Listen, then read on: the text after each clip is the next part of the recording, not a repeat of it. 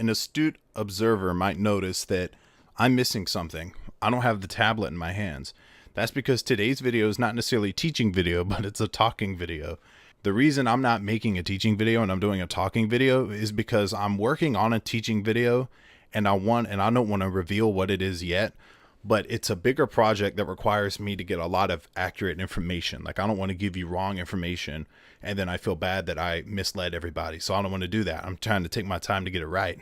So today's topic is the time that Elisha cursed 42 young men and caused 2 she-bears to come from the wilderness and maul all of them.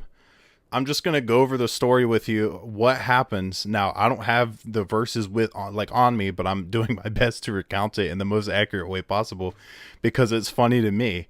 It's funny how, okay, so let me just give you the context. So I'll start with the context and then I'll tell you what happened and I'll give you my interpretation as of why it happened, given what I know in the Bible, but also maybe some other interpretations for why this happened. So let me set the scene. Abraham. Who is Abraham? Abraham is a guy who God made a covenant with. God said, I will bless those who bless you and I will curse those who curse you. Essentially, this is where Christianity and Judaism came from and where the Israelites came from. So if you've heard that term, it came from Abraham. Now, Abraham had a kid named Ishmael, and Ishmael had a bunch of descendants who were the Ishmaelites. So Abraham has another kid, I believe, who was Isaac, and Isaac has a kid who was named Jacob. And Jacob, renamed by God to be Israel, had 12 descendants. 12, right? That's 3, but 12. It might be backwards on the camera. I don't know. But he had 12 children who all the descendants of those children were the 12 tribes of Israel. So in essence, there were 11 tribes of Israel. Well, really 12. There was 11 and 12, and they were all Israelites. Now, why do I keep saying 11 and 12? Because one of those tribes was the tribe of Judah, so the Judeans. But then there was the tribe of Benjamin. And remember those two, tribe of Benjamin, Judeans. So Israel, the nation of Israel as a whole, splits into 2 different sides. So it splits into northern Israel and southern Israel. And the reason I'm going into this in depth is because it's not really important to the context, but it kind of is, right? So the north splits, the south splits, so you have north and south. Comprised in the northern Israel are the 10 tribes of Israel. So Jacob's / Israel's 10 sons who had the 10 tribes, who are, had a bunch of people that comprise the 10 tribes. They went to the north, and in southern Israel were 2 tribes, Benjamin and Judah. Solomon, which we know Solomon, I believe, was he the son of David? There was Solomon. Solomon, we know, is the wisest, most richest man ever, basically. So Solomon was king, and when Solomon died, he had a son that took over, named, I think it was Rehoboam. Rehoboam pretty much did a bang-up job, and everyone was like, hey, we want you to lower the taxes. But Rehoboam refused. Is that okay? So the Israel split into 2. So in the southern Israel, they stayed loyal to Rehoboam, but in northern Israel, they remained loyal to Jeroboam. Is that correct? Let me see. So I just did a little fact check. That's what that jump cut was. Rehoboam was the son of Solomon, and he took power after Solomon died. Well, the people wanted lower taxes, so they split into 2. And in the north, Jeroboam took office. And in the south, they remained loyal to Rehoboam. Okay, so now we have a king in charge of southern Israel called Rehoboam, which under 2 tribes, Benjamin and Judah. In the north, you have, now keep in mind, these are all Israelites. All of them are Israelites. And God promised them protection when he said, I will bless those who bless you and curse those who curse you.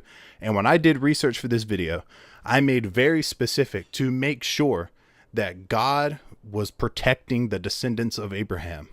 Because I don't want to say like, oh, God only protected Abraham, but I think he's protecting all of the descendants because I looked specifically in depth for this. Let me set the stage a little bit more.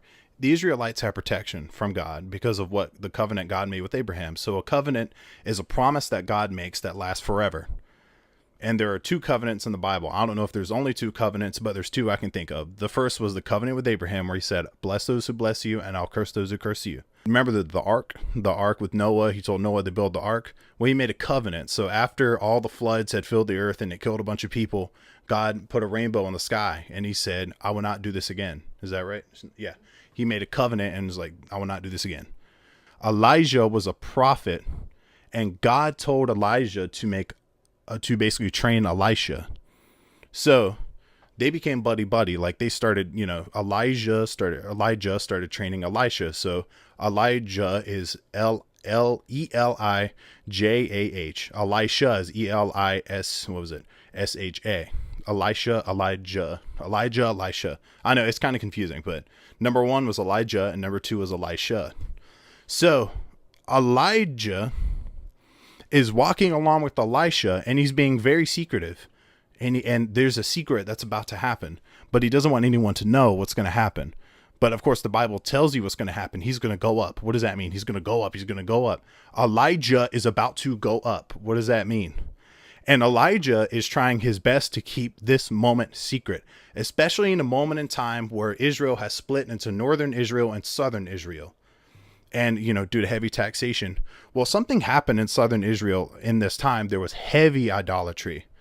And they were worshiping the golden calf. And specifically, there was like a site for the golden calf in the city of Bethel.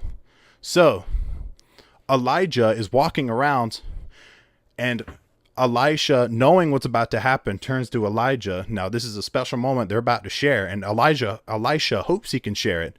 He looks at Elijah, and he says, hey, I want a part of you when you go up. I want some of you. I want I think what he was trying to say is he wants part of his presence or part of his power or something like that. I don't remember exactly what it was.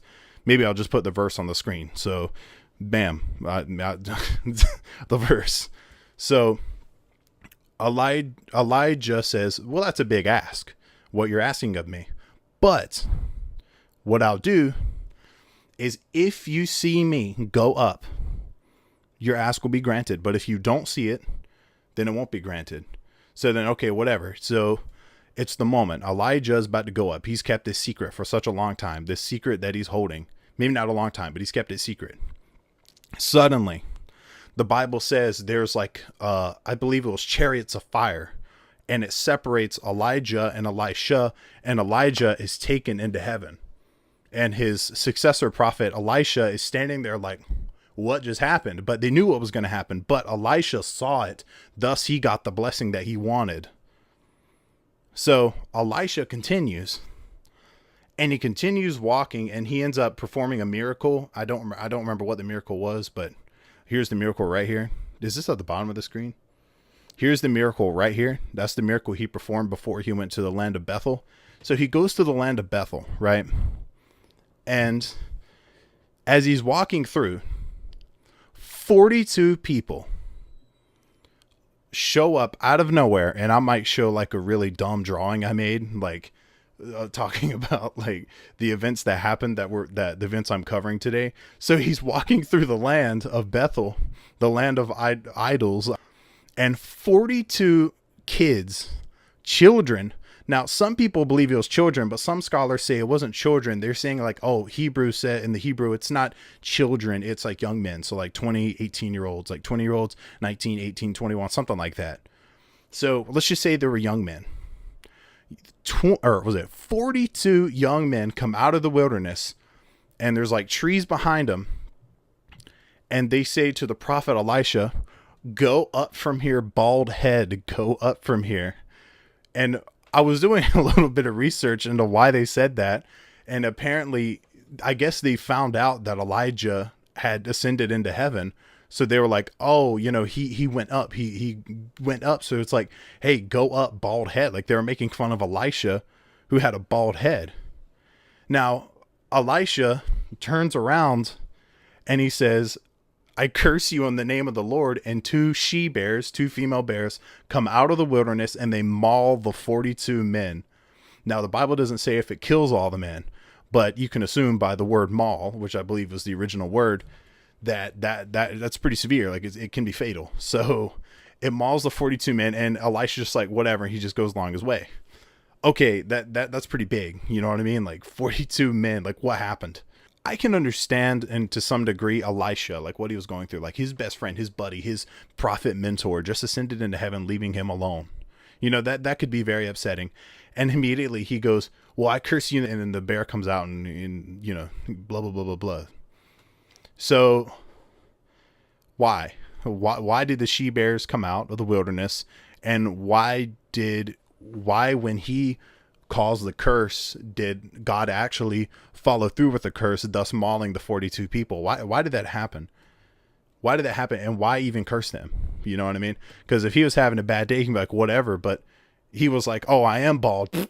Well, we do see instances of God cursing. There's instances where he cursed Adam, Eve, and the serpent in the Garden of Eden, which I talked about the Garden of Eden probably in a video or two ago.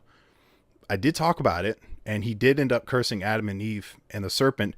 He ended up throwing more curses too. Jesus cursed the fig tree, and then it suddenly withered up and died.